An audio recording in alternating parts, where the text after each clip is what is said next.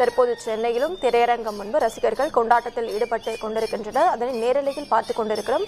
ஆதிக் ரவிச்சந்திரன் இயக்கத்தில் அஜித்குமார் நடித்துள்ள good bad ugly திரைப்படம் இன்று உலகெங்கும் வெளியாகி இருக்கக்கூடிய சூழலில் திரையரங்கம் முன்பு மேளதாளங்களுடன் நடனமாடி அஜித் ரசிகர்கள் கொண்டாடி வருகின்றனர். அதன் நேரலையை நாம் பார்த்துக் கொண்டு வருகிறோம்.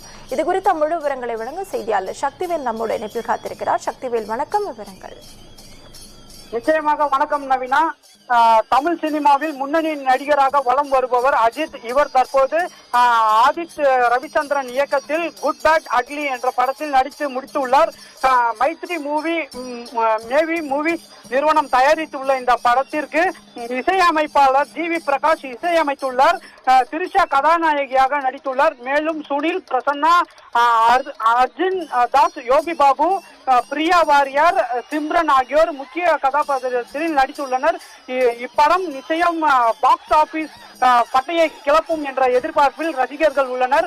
படத்திற்கு UA தணிக்கை சான்றிதழும் வழங்கப்பட்டுள்ளது. குட் பேட் அக்லி படத்தை இன்று தமிழகம் முழுவதும் சுமார் 1000க்கும் அதிகமான திரையரங்குகளில் திரைப்படம் உள்ள நிலையில் அஜித் ரசிகர்கள் திரைப்படத்தை கொண்டாட தயாராகி வருகின்றனர். இந்நிலையில் படத்தின் 3வது பாடலாக AK ட்ரைகர் என்ற பாடல் வெளியாகி உள்ளது. இப்படத்திற்கான வரிகளை டாக்கி எழுதியுள்ளார். குறிப்பாக நாம் பார்த்து கொண்டிருக்கின்ற இந்த காட்சி சென்னை ரோகிணி திரையரங்கில் ரசிகர்கள் உற்சாக கொண்டாட்டத்தில் ஈடுபட்டு வருகின்றனர். அதாவது தளபதி தலைவர் என்றாலே ரசிகர்களுக்கு உற்சாகமான கொண்டாட்டம் ஏற்படும். அந்த வகையில் தளபதி தலைவர் அதாவது அஜித்குமார் படம் இன்று வெளியாகி உள்ளது.